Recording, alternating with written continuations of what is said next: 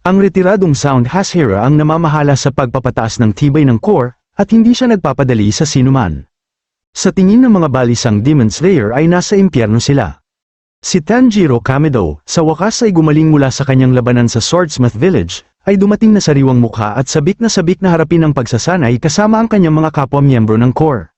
Nabalitaan ni Uzu ang tungkol sa pagkagusot ni Tanjiro sa isa pang demonyo ng upper rank, at masaya siya na mas madalas siyang ngumiti at hindi na niya kailangang huminto para makahinga.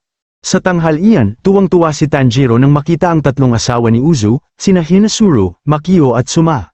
Sinigawan ni Uzu ang mga Demon Slayer na kainin ang lahat ng nasa plato nila. Nang gabing yun, dalawang Demon Slayer ang nagpatrolya sa nayon.